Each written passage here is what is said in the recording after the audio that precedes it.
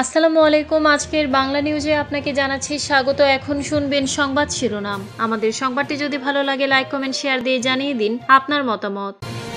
গাজায় ২৪ ঘণ্টায় ইসরায়েলি হামলায় ৩ ফিলিস্তিনি নিহত। গেরিলা যুদ্ধের প্রস্তুতি ভেনেজুয়েলার। ইসলামাবাদে আত্মঘাতী হামলা, পাকিস্তানি তালেবানের দায় স্বীকার। ১ মাসে ২৮২ বার যুদ্ধবিরতি লঙ্ঘন করেছে ইসরায়েল। ভারতে ছত্তিশগড়ে তুমুল সংঘর্ষ, ৬ মাওবাদী নিহত। সন্ত্রাসবাদে মৃত্যুদণ্ড, ফিলিস্তিনিদের নিশানা করে ইসরায়েলি পার্লামেন্টে বিতর্কিত বিল অনুমোদন।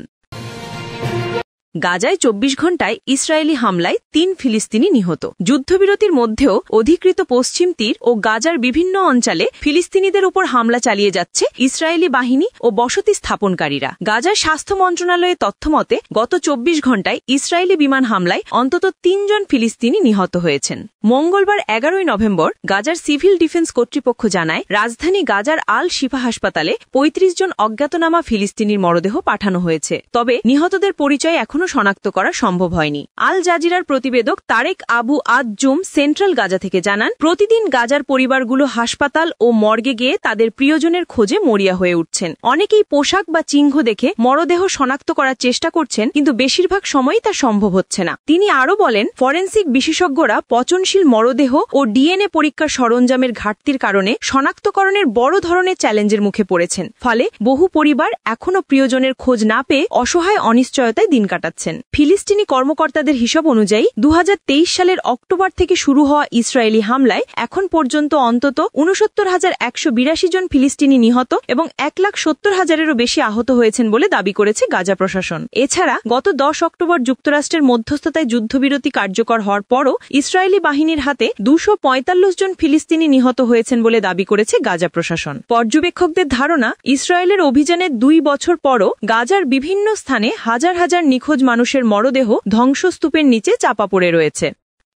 গেরিলা যুদ্ধের প্রস্তুতি নিতে শুরু করেছে ভেনেজুয়েলা। এর অংশ হিসেবে দেশজুড়ে অস্ত্র মোতায়েন করা হচ্ছে। এর মধ্যে রয়েছে সোভিয়েত আমলের পুরনো সরঞ্জামও। এর আগে ভেনেজুয়েলায় স্থল অভিযান চালানো হতে পারে বলে ইঙ্গিত দেন মার্কিন প্রেসিডেন্ট ডোনাল্ড ট্রাম্প। তিনি বলেন, সমুদ্রের পর এবার ভূমি হবে পরবর্তী লক্ষ্য। এর মধ্যেই ক্যারিবীয় অঞ্চলে মাদক বিরোধী অভিযানে একাধিক হামলা চালিয়েছে যুক্তরাষ্ট্র। এছাড়া ওই অঞ্চলে মার্কিন সামরিক সেনা উপস্থিতি জোরদার করা হয়েছে। ভেনেজুয়েলার প্রেসিডেন্ট নিকোলা মাদুরো বলেছেন, ট্রাম্প সরকার তাকে উৎখাতের চেষ্টা করছে।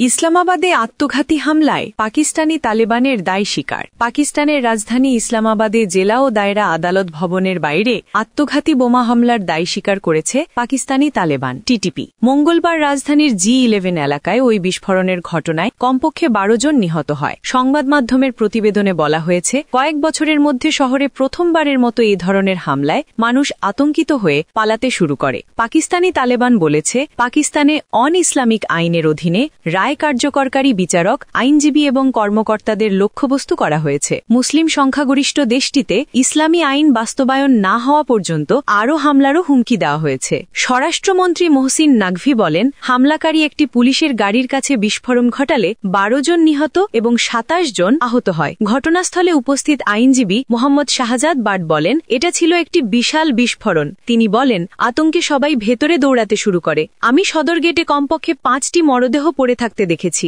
এক সাংবাদিক আধা সামরিক বাহিনীকে হামলার স্থানটি ঘিরে রাখতে দেখেছেন, যেখানে কয়েকটি সরকারি অফিসার রয়েছে। আরেক আইনজীবী রুস্তম মালিক বলেন, তিনি কমপ্লেক্সে প্রবেশের সময় গেটে একটি বিকট শব্দ শুনতে পান। তিনি বলেন, সেখানে খুব বিশৃঙ্খলা ছিল।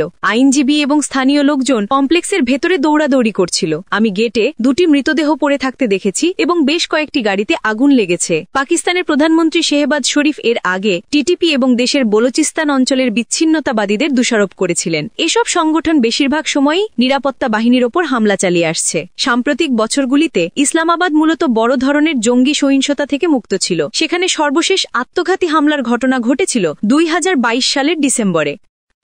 এক মাসে 282 বার যুদ্ধবিরতি লঙ্ঘন করেছে ইসরায়েল। ফিলিস্তিনের গাজা উপত্যকায় যুদ্ধবিরতি ঘোষণার এক মাস পরেও ইসরায়েল প্রায় প্রতিদিনই হামলা চালিয়ে যাচ্ছে, প্রতিদিন হত্যা করছে বহু মানুষ। এভাবে চুক্তি লঙ্ঘন করেই যাচ্ছে ইহুদিবাদী সেনারা। গাজার সরকারি মিডিয়া অফিস জানিয়েছে 10 অক্টোবর থেকে 10 নভেম্বর পর্যন্ত ইসরায়েল কমপক্ষে 282 বার যুদ্ধবিরতি লঙ্ঘন করেছে। তারা বিমান, কামান এবং সরাসরি গুলি করে আগ্রাসন চালিয়ে যাচ্ছে। অফিসটি জানিয়েছে ইসরায়েল 88 বার বেসামরিক নাগরিকদের উপর গুলি চালিয়েছে, হলুদ রেখা অতিক্রম করে আবাসিক এলাকায় 12 বার অভিযান চালিয়েছে, গাজায় 124 বার বোমা হামলা চালিয়েছে এবং 52 বার জনগণের সম্পত্তি ধ্বংস করেছে। এর পাশাপাশি ইসরায়েল গত মাসে গাজা থেকে 23 জন ফিলিস্তিনিকে আটক করেছে। এছাড়া শর্ত লঙ্ঘন করে ইসরায়েল গুরুত্বপূর্ণ মানবিক সহায়তা আটকে রেখেছে এবং সমগ্র উপত্যকা জুড়ে ঘরবাড়ি ও অবকাঠামো ধ্বংস করছে। কাতার ভিত্তিক সংবাদ মাধ্যম আল জাজিরার এক বিশ্লেষণ অনুসারে গত 31 দিনের যুদ্ধবিরতির মধ্যে 25 দিনেই ইসরায়েল গাজায় আক্রমণ চালিয়েছে, অর্থাৎ মাত্র 6 দিন কোনো সহিংস হামলা, মৃত্যু বা আহত হওয়ার খবর পাওয়া যায়নি। অব্যাহত হামলা সত্ত্বেও মার্কিন যুক্তরাষ্ট্র জোর দিয়ে বলছে যে যুদ্ধবিরতি এখনও বহাল রয়েছে। 10 অক্টোবর দুপুরে যুদ্ধবিরতি কার্যকর হওয়ার পর থেকে ফিলিস্তিনের স্বাস্থ্য মন্ত্রণালয়ের সর্বশেষ পরিসংখ্যান অনুসারে ইসরায়েল কমপক্ষে 242 জন ফিলিস্তিনিকে হত্যা করেছে এবং 622 জনকে আহত করেছে। 19 ও 29 অক্টোবর সর্বশেষ যুদ্ধবিরতির পর সবচেয়ে ভয়াবহ দুটি দিন। এই দুটি দিনে ইসরায়েল মোট 154 জনকে হত্যা করেছে।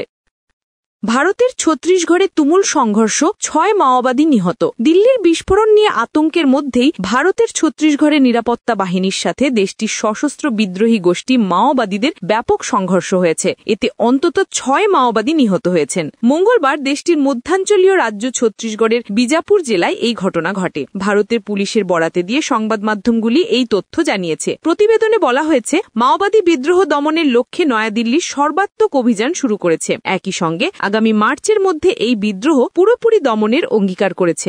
এর মাঝেই মঙ্গলবার ছত্তিশগড় রাজ্যের বিজাপুর জেলায় আইন শৃঙ্খলা বাহিনীর সাথে মাওবাদী বিদ্রোহীদের সংঘর্ষ হয়েছে। ছত্তিশগড়ের জড়িয়া পুলিশ কর্মকর্তা সুন্দররাজ পাটিলিঙ্গম বলেছেন, নিরাপত্তা বাহিনীর সাথে সংঘর্ষের পর আমরা জঙ্গল থেকে 6 মাওবাদীর মৃতদেহ উদ্ধার করেছি। তিনি বলেন, বিজাপুর জেলায় মাওবাদী বিদ্রোহীদের বিরুদ্ধে যৌথ অভিযান পরিচালনা করেছে পুলিশ। এই সময় উভয় পক্ষের গুলি বিনিময়ে অন্তত 6 মাওবাদী নিহত হয়েছেন। অভিযানে বিপুল পরিমাণ অস্ত্র এবং বিস্ফোরক উদ্ধার হয়েছে। এর মধ্যে আধুনিক অস্ত্রও আছে। ছত্তিশগড় পুলিশের এই কর্মকর্তা বলেছেন, নিহতদের মধ্যে মাওবাদীদের শীর্ষ কমান্ডাররাও রয়েছেন। কয়েক দশক ধরে চলা সশস্ত্র সংগ্রাম স্থগিতর ঘোষণা দিয়ে 2 মাস আগে সরকারের সাথে আলোচনায় বসতে প্রস্তাব দিয়েছিলেন মাওবাদী বিদ্রোহীরা। এই প্রস্তাবের মাঝেই মঙ্গলবার আইন শৃঙ্খলা বাহিনীর সাথে মাওবাদী বিদ্রোহীদের সংঘর্ষের ঘটনা ঘটল। সন্ত্রাসবাদে মৃত্যুদণ্ড, ফিলিস্তিনিদের নিশানা করে ইসরায়েলি পার্লামেন্টে বিতর্কিত বিল অনুমোদন।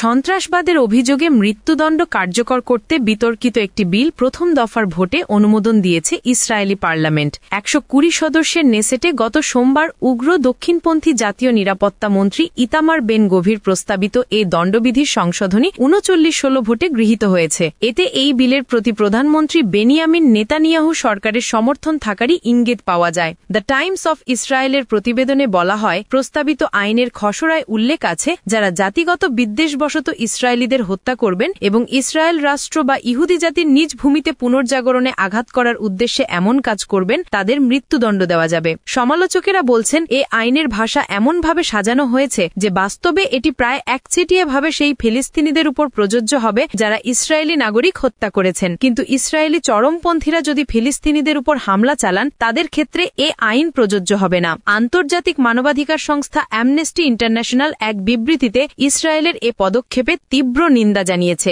সংস্থার গবেষণা, নীতি ও প্রচার বিষয়ক জ্যেষ্ঠ পরিচালক এরিকা গুয়েভারা রোসাস বলেন, এখানে রাগঢাকের কিছু নেই যে মুক্তা সংখ্যাগরিষ্ঠ 39 ইসরায়েলি পার্লামেন্ট সদস্য প্রথম দফায় এমন একটি বিল অনুমোদন করেছেন যা কার্যত শুধু ফিলিস্তিনিদের বিরুদ্ধেই মৃত্যুদণ্ড বাধ্যতামূলক করে। রোসাস বলেন, মৃত্যুদণ্ড কোনো পরিস্থিতিতেই দেওয়া উচিত নয়, আর একে যদি রাষ্ট্রীয় মদদে হত্যা প্রভাব বিস্তার ও নির্যাতনের জন্য বৈষম্যমূলক অস্ত্র হিসেবে ব্যবহার করা হয়, তবে সেটি হবে মানবাধিকারের চরম লঙ্ঘন।